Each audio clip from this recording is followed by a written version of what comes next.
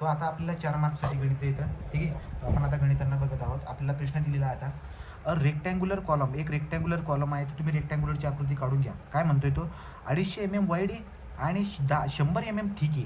तो 250 mm wide, बघा wide म्हणजे आडवा, तो 250 mm तो असा आहे आणि 100 mm थिक आहे. तो 100 mm समजा असा आहे. असा आपला हा कॉलम दिसताना दिसतोय, ठीक आहे. तो विड्थ म्हणजे बी असतो. विड्थ म्हणजे काय असतो, बी. तर त्याने काय म्हणलं, रेक्टँग्युलर कॉलम आहे 250 mm वाईड, म्हणजे बी इज इक्वल टू 250, विड्थ म्हणजे आडवा, आणि थिक म्हणजे डेप्थ. तो डी त्याने किती दिलाय मला, 100 mm. इथपर्यंत काही डाऊट नको आहे, ओके. तो पहिली लेन झाली कवर.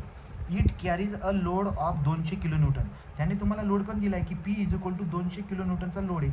200 किलोन्यूटन म्हणजे 200 गुणिले 10⁻³ हा झाला न्यूटनमध्ये रूपांतर, ओके. न्यूटनमध्ये झालं. पुढे काय म्हणतात, at eccentricity of 100 mm. Eccentricity किती दिली त्यांनी, इसेंट्रिसिटी 100 mm दिली आहे. पण लक्षात घ्या, ही इसेंट्रिसिटीच्या पुढे वाक्य पूर्ण वाचत चला. त्याने काय म्हणले, इसेंट्रिसिटी म्हणजे अंतर असतं ते. इसेंट्रिसिटी 100 mm दिलेली आहे, but in the plane bye setting the thickness. याचा अर्थ काय झाला माहिती आहे का, की हा इसेंट्रिसिटी 100 mm आहे, इसेंट्रिसिटी 100 mm आहे, पण कोणत्या ॲक्सिसवरती, plane bye setting the thickness. म्हणजे ही थिकनेस आहे ना, याला बोलतात थिकनेस. हा जो डेप बोलतोय ना तुम्हाला, हा काय, हा 100 mm आहे का, हा 100 mm. हां, तो ही थिकनेस आहे. तो थिकनेसला बायसेक करणं म्हणजे कापणं, थिकनेसला बायसेक करणारी ही ॲक्सिस आहे. तर या ॲक्सिसवरती, हा समजा सेंटर आहे, हां, ही उभी आहे अशी इमॅजिनरी लाईन.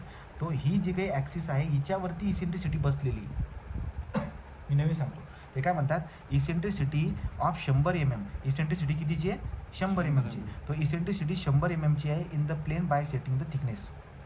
म्हणजे थिकनेसला बायसेक करणारी जी ॲक्सिस आहे तिच्या त्या ॲक्सिसवरती सेंटरपासून 100 mm दूर चला. बघा आता हे 250 म्हणजे याचा निम्मा किती होईल, 125, 125, आणि 100 म्हटल्यावर तुम्ही समजा इथे कुठेतरी, तो इथे लोड लागतो. समजलं का. प्लेन बाय सेटिंग थिकनेस म्हणजे थिकनेसला बायसेक करणारी जी ॲक्सिस आहे तिच्यावर सेंटरपासून तिच्यापासून म्हणजे ए ई इज इक्वल टू किती झालं, 100 mm. हे तुम्हाला लक्षामध्ये यायला पाहिजे. म्हणजे ई एक्स आहे, तो ई एक्स ॲक्सिसवरती आहे. तर लक्षात ठेवायचं, जेव्हा इसेंट्रिसिटी एक्स ॲक्सिसवरती असते, मी नवीन सांगतो, परत सांगतो, जेव्हा इसेंट्रिसिटी एक्स ॲक्सिसवरती असते तेव्हा झेड वाय वाय घ्यायचा.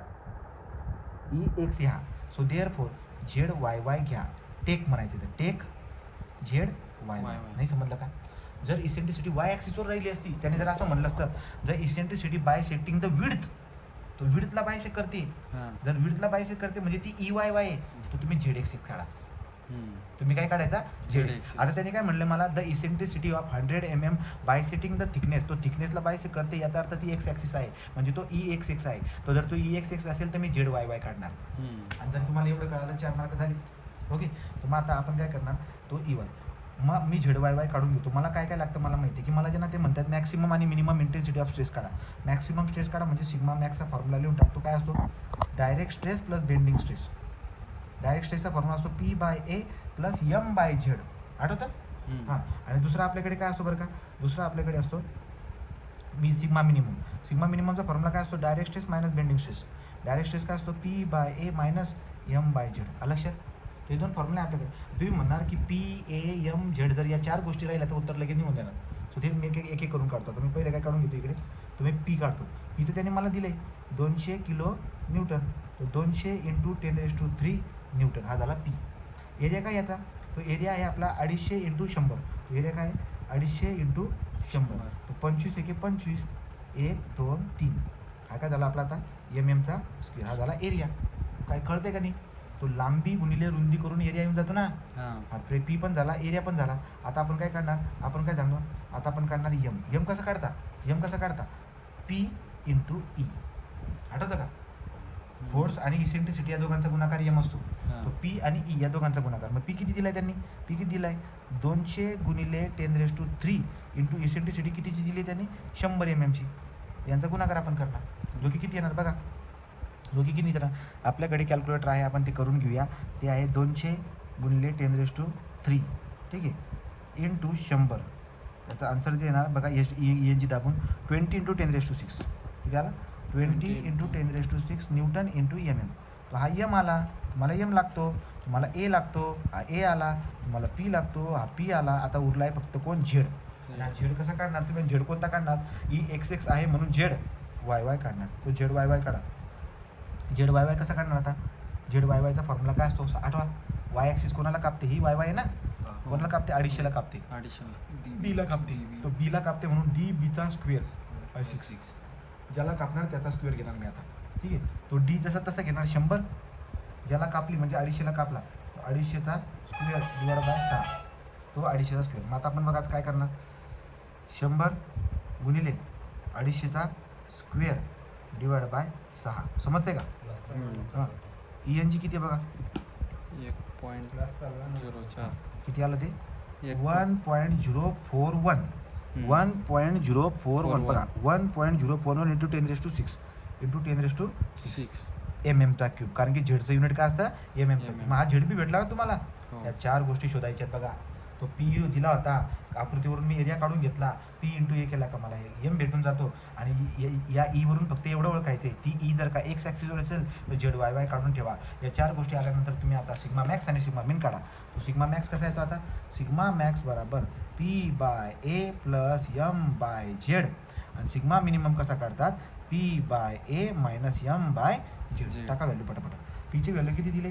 पीची व्हॅल्यू दिली 200 इंटू 10⁻³ आणि एरिया किती दिला इकडे?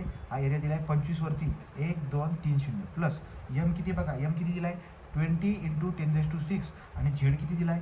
झेड दिला आहे 1.041 इंटू 10⁶. आता तुम्ही टाका, याचा आन्सर काय येईल बघू.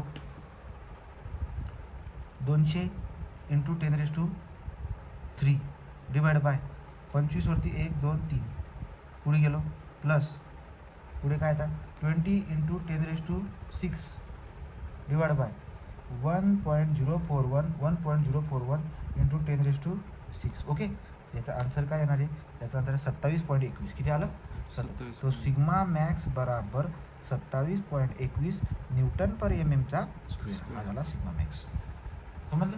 आता सिग्मा मिन कसा काढा? काही करायचं नाही. हे बघा, वापिस जायचं, काहीच करायचं नाही, वापिस जायचं आणि इथे लिहून घ्यायचं वाटलं असतं परत जसं तसं. सिग्मा मिन बराबर हे जे दिसतंय ते लिहून घ्या, फक्त मायनस साईन टाका इथं मध्ये. काय टाकायची? Minus sine. 25 वरती 1 2 3 0 minus 20 into 10⁻6 divide by 1.041 into 10⁻6. तो मायनस साईन टाकून घ्यायचं, इथे बी टाकून घ्यायचं कॅल्क्युलेटरमध्ये. इथे पण आपण काय करायचं? मायनस साईन टाकून द्यायचं, तर मग आपलं आन्सर येऊन जातं. हे मायनस साईन टाकले, मायनस साईन टाकतात आपलं आन्सर इथं -11.21. सिग्मा मिनिमम किती आला? सिग्मा मिनिमम आला -11.21 न्यूटन पर mm चा स्क्वेअर. तो सिग्मा मॅक्स झाला, सिग्मा मिनिमम झाला.